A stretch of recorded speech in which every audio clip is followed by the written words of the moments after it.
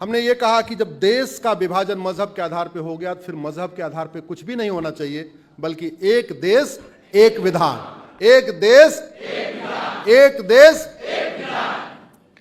लेकिन उसमें दिक्कत क्या आ रही है? दिक्कत यह आ रही है कि संविधान की व्याख्या किसको करना है? हमारे सुप्रीम कोर्ट के माननीय जजों को। सुप्रीम कोर्ट के जज, चलो वर्तमान वाले तो ठीक है, पहले वाले कौन थे?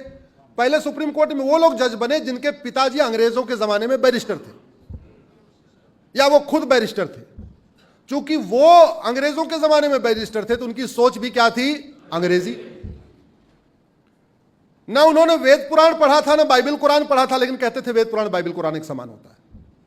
जब ना उन्होंने धर्म को समझा, ना उन्होंने मजहब को समझा, लेकिन संविधान में जहां रिलीजन शब्द लिखा हुआ है उसको उन्होंने धर्म समझ लिया। हमारे माननीय सुप्रीम कोर्ट के पहले के जजों ने कई गलतियां किया, कई गलत फैसले हो गए। उन फैसलों को मैं बार बार कोशिश कर रहा हूं ठीक कराने के लिए। जैसे संविधान फ्रीडम ऑफ रिलीजन देता है, लेकिन कई जगह गलत फैसले हो गए, फ्रीडम ऑफ रिलीजन को फ्रीडम ऑफ कन्वर्जन समझ लिया। संविधान रीतियों की इजाजत देता है, लेकिन कई बार कुरीतियों को भी इजाजत मान लिया गया। भारत का संविधान रीतियों की इजाजत देता है, कुरीतियों की नहीं। भारत का संविधान प्रथा की इजाजत देता है, कुप्रथा की नहीं। भारत का संविधान सत्य बोलने की इजाजत देता है, झूठ बोलने की नहीं। भारत का संविधान प्रेम करने की इजाजत देता है, नफरत करने की नहीं। इसलिए आज मुंबई से आज मैं आप लोगों से कुछ सवाल पूछता हूं, और कुछ मुझे पता है कि वीडियो पहुंच जाएगा, हमारे माननीयों तक पहुंच जाएगा। जो मजहब इक्वलिटी को ना मानता हो, और संविधान कहता है article 14 equality before law equal protection of law, लेकिन अगर कोई मजहब आर्टिकल 14 को मानता ही नहीं इक्वलिटी को, तो क्या उस मजहब को भारत में भारत का संविधान इजाजत देगा? क्या जोर से बोलिए जरा। जो संविधान कहता है किसी से भेदभाव नहीं करना, religion, race, caste, sex, place of birth के आधार पर भेदभाव नहीं करना, लेकिन अगर कोई मजहब रिलीजन के आधार पर भेदभाव करता है, पूजा पद्धति के आधार पर भेदभाव करता है, इबादत के आधार पर भेदभाव करता है, जीवन जीने के तरीके के आधार पर भेदभाव करता है, कपड़ों के आधार पर भेदभाव करता है, क्या उस रिलीजन को, उस किताब को भारत का संविधान मान्यता दे सकता है? क्या जोर से बोलिए। लेकिन हमारे संविधान की शपथ लेने वाले सांसद, विधायक, मंत्री और जज इस बात को समझ नहीं पा रहे। यह संविधान भारत का है या पूरी दुनिया का है? जोर से बोलिए जरा। यह संविधान अमेरिका और इंग्लैंड का है या भारत का? यह अरब, दुबई, कुवैत का है या भारत का है? तो यह संविधान भारत की संस्कृति को मजबूत करेगा, अरब, दुबई, कुवैत की संस्कृति को मजबूत करेगा? यह संविधान भारत की संस्कृति को मजबूत करेगा या अमेरिका और यूरोप की संस्कृति को मजबूत करेगा? इतनी छोटी सी बात आपको समझ में आ रही है, लेकिन इसको हमें समझाने में बहुत मेहनत करनी पड़ रही है। इतनी मतलब देखो, सब बता दे, ऐसे लगता है सारे कॉन्स्टिट्यूशन एक्सपर्ट हो गए। अब हो क्या रहा है? माइनॉरिटी के नाम पे सब कुछ चल रहा है, लेकिन माइनॉरिटी कौन है यह ना संविधान में लिखा हुआ है, ना किसी कानून में लिखा हुआ है। Who is minority? God knows. Bharat वाले नहीं जानते माइनॉरिटी कौन है, लेकिन सब कुछ माइनॉरिटी के नाम पे चल रहा है।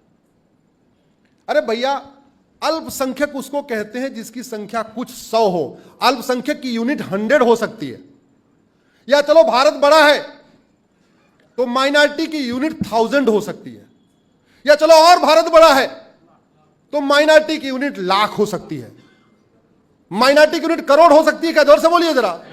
तो इस देश में जिसकी संख्या करोड़ों में है वो माइनॉरिटी हो सकता है क्या? इस देश में केवल यहूदी और बहाई ही माइनॉरिटी हो सकते हैं, पारसी माइनॉरिटी हो सकते हैं, बाकी कोई माइनॉरिटी नहीं हो सकता। लेकिन संविधान की शपथ लेने वालों को जो बात आपको समझ में आ रही है उनको समझ में नहीं आ रही। क्या करूं?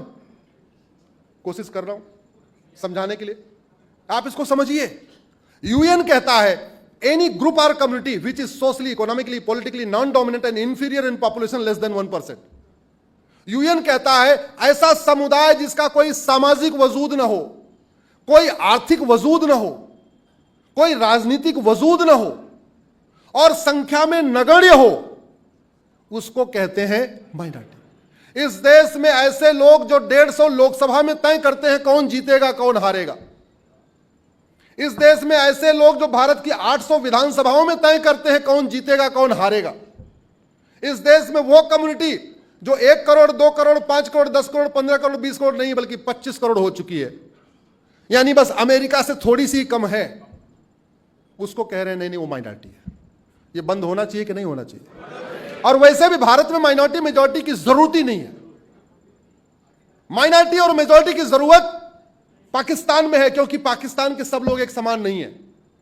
माइनॉरिटी और मेजॉरिटी का concept, minority commission, minority fair ministry की जरूरत बांग्लादेश में है, क्योंकि बांग्लादेश में सब लोग एक समान नहीं है। बांग्लादेश सेकुलर देश नहीं है, पाकिस्तान सेकुलर देश नहीं है। Minority commission, minority fair ministry की जरूरत तो अफगानिस्तान में है, क्योंकि अफगानिस्तान एक इस्लामिक कंट्री है, वहां सब एक समान नहीं है। भारत में जहां सब लोग एक समान है, equality before law, equal protection of law, article 14, 15, 19, बोलने का अधिकार, भोजन का अधिकार, घूमने का अधिकार, टहलने का अधिकार, व्यापार का अधिकार, हर चीज की स्वतंत्रता, सबको एक समान है। फिर इस देश में माइनॉरिटी मेजॉरिटी की जरूरत है क्या? सबसे बड़ा ब्लंडर तो आर्टिकल 25 से आर्टिकल 30 की व्याख्या में किया। किसी ने आर्टिकल 30 की आवाज दिया था, इसलिए मैंने अच्छा याद दिला दिया उन्होंने। हाँ, भारत के संविधान का आर्टिकल 30 कहता है कि जो रिलीजियस माइनॉरिटी है, जो लिंग्विस्टिक माइनॉरिटी है, जो भाषा के आधार पर बहुत कम है या मजहब के आधार पर बहुत कम है, उनको स्कूल खोलने का अधिकार है, यह कहता है संविधान।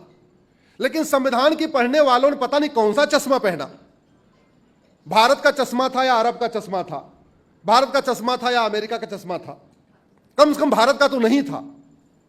उन्होंने आर्टिकल 30 में बहुत बड़ा ब्लंडर कर दिया। ब्लंडर क्या किया? आर्टिकल 30 कहता है रिलीजियस माइनॉरिटी, तो रिलीजियस माइनॉरिटी का मतलब पहले तो यह तय हो जाए ये माइनॉरिटी किस लेवल पे देखी जाएगी, नेशनल लेवल पे देखी जाएगी, स्टेट लेवल पे देखी जाएगी या डिस्ट्रिक्ट लेवल पे देखी जाएगी। पहले तो आपको यूनिट तय करनी पड़ेगी। दूसरा, परसेंटेज क्या होगा, संख्या क्या होगी, और तीसरा, केवल भारत के जो रिलीजन है उसमें माइनॉरिटी मेजॉरिटी देखा जाएगा या पूरी दुनिया में देखा जाएगा? अगर पूरी दुनिया में देखा जाएगा तो दुनिया में तो 1100 रिलीजन है, तो फिर तो 1100 माइनॉरिटी होनी चाहिए भारत में, अगर रिलीजन के आधार पर माइनॉरिटी देखना है।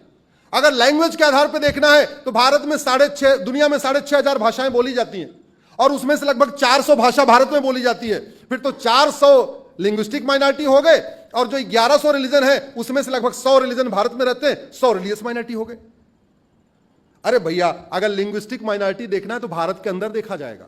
अगर तमिलनाडु में कोई गैर तमिल है, उसकी संख्या कम है, उसको लिंग्विस्टिक माइनॉरिटी मान लेंगे। महाराष्ट्र में कोई ऐसा है जो मराठी नहीं बोल पा रहा है, वो लिंग्विस्टिक माइनॉरिटी हो गया। कर्नाटक में जो कन्नड़ नहीं बोल पा रहा है, वो लिंग्विस्टिक माइनॉरिटी हो गया। ऐसे ही लैंग्वेज, रिलीजन के आधार पर अगर आपको देखना है, अगर रिलीजन के आधार पर देखना है तो जो भारत के रिलीजन जो इक्वालिटी को मानते हैं, जस्टिस को मानते हैं, वसुधैव कुटुंबकम को मानते हैं, यूनिवर्सल फ्रेटर्निटी को मानते हैं, जैसे जैनिज्म, बुद्धिज्म, सिखिज्म, उनमें से आप आइडेंटिफाई कर सकते हैं। जो विदेशी रिलीजन है, जो भारत के संविधान को नहीं मानता, भारत की प्रियम्बल में लिखा हुआ लिबर्टी ऑफ थॉट, विदेशी रिलीजन लिबर्टी ऑफ थॉट देता है क्या? जोर से बोलिए जरा। भारत के प्रियम्बल में लिखा हुआ लिबर्टी ऑफ बिलीफ, विदेशी रिलीजन लिबर्टी ऑफ बिलीफ देता है क्या? जोर से बोलिए। भारत के कॉन्स्टिट्यूशन के प्रियम्बल में लिखा हुआ है लिबर्टी ऑफ वर्शिप, विदेशी रिलीजन लिबर्टी ऑफ वर्शिप देता है क्या? नहीं। वो कहता है जैसे मैं इबादत करता हूं ऐसे ही करना पड़ेगा, मैं जो किताब पढ़ता हूं इसी किताब को सच मानना पड़ेगा। आप उस किताब के ऊपर बहस भी नहीं कर सकते, उस किताब के ऊपर आप डिस्कशन नहीं कर सकते। जो लिबर्टी ऑफ थॉट छीन लेता है, लिबर्टी ऑफ बिलीफ छीन लेता है, लिबर्टी ऑफ वर्शिप छीन लेता है, आपकी सोचने की स्वतंत्रता छीन लेता है, आपको वस्त्र की स्वतंत्रता छीन लेता है, आपको मेकअप करने की स्वतंत्रता छीन लेता है, आपकी सारी आजादी छीन लेता है, आपको त्योहार मनाने की फ्रीडम छीन लेता है। क्या ऐसे रिलीजन को भारत में आप माइनॉरिटी का दर्जा देंगे क्या? और अगर ऐसा देंगे तो फिर भारत का आप विनाश कर रहे हैं। हिरन और भेड़िया एक समान होता है क्या? जोर से बोलिए जरा। ये बात आपको समझ में आ रही है? हमारे संविधान की शपथ लेने वाले सांसदों, विधायकों, मंत्रियों और जजों को समझ में नहीं आ रही है। वो कह रहे हैं article 14 equality before law, equal protection of law, इसका मतलब जितना राशन पानी भेड़िए हिरन को देना है उतना ही राशन पानी भेड़िए को देना है। नतीजा क्या होगा? भेड़िया मतलब, और बाद में किसको खाएगा? हिरन को खाएगा। क्या बबूल और आम एक समान होते हैं क्या? लेकिन संविधान की शपथ लेने वाले कह रहे हैं बबूल भी ट्री है, आम भी ट्री है, equality before law, equal protection of law, जितना खाद पानी आप आम को दे रहे हो उतने खाद पानी बबूल को दो। बाद में नतीजा क्या होगा? पहले बबूल का छोटा छोटा कांटा था, खाद पानी पाके बबूल का। और याद रखिएगा, बबुल और आम एक जगह का आपको पूरी दुनिया में कहीं दिख ही नहीं सकते। या तो आम होता है या तो बबुल होता है। आम के बगल में बबुल लगाएंगे तो भी आम सूख जाएगा, बबुल के बगल में आम लगाएंगे तो भी आम सूखेगा।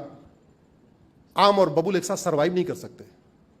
लकड़बग्घा और गाय, लकड़बग्घे के बगल में गाय बांध दीजिए, गाय के बगल में लकड़बग्घा बांध दीजिए, 5 साल 2 दिन के बाद कौन बचेगा वहां? जोर से बोलिए। हिरन और भेड़िया एक बगल में बांध दीजिए, 5 घंटे के बाद वहां कौन बचेगा?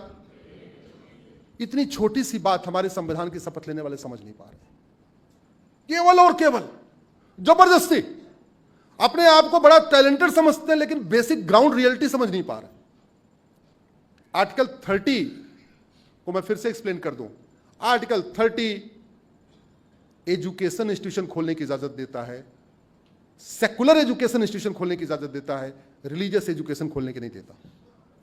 आर्टिकल 30 की अब तक गलत व्याख्या होती रही है। आर्टिकल 30 कहता है जो भारत में एकदम कम है, संख्या में नगण्य है, चाहे वो मजहबी आधार पे, चाहे वो लैंग्वेज के आधार पे, वो भी एजुकेशन इंस्टीट्यूशन खोल सकता है। यानी इंजीनियरिंग कॉलेज खोल लो, लॉ कॉलेज खोल लो, मेडिकल कॉलेज खोल लो, यूनिवर्सिटी खोल लो, बीए बीएससी कॉलेज खोल लो।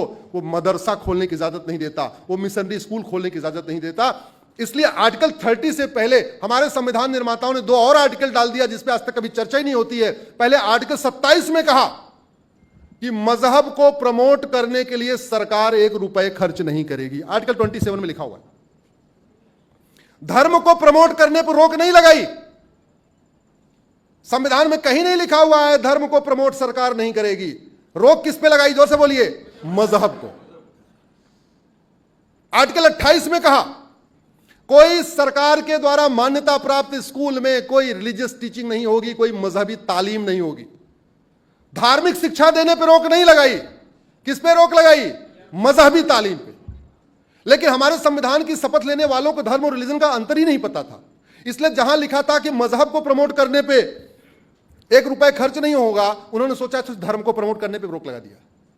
जहां यह लिखा था मजहबी तालीम नहीं होगी, यानी कोई कुरान नहीं पढ़ाया जाएगा, ना बाइबल सिखाया जाएगा, उन्होंने सोचा अच्छा इसका मतलब भगवत गीता पे भी रोक है, रामायण पे भी रोक है। अरे भैया, रामायण भगवत गीता धार्मिक ग्रंथ है, बाइबल और कुरान मजहबी पुस्तकें हैं।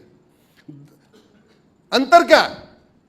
भगवत गीता, वेद, उपनिषद, पुराण वसुधैव कुटुंबकम सिखाते हैं, मजहबी किताबें वसुधैव कुटुंबकम नहीं सिखाती। धार्मिक जो हमारे भगवत गीता, रामायण 1 अर्थ 1 फैमिली सिखाते हैं।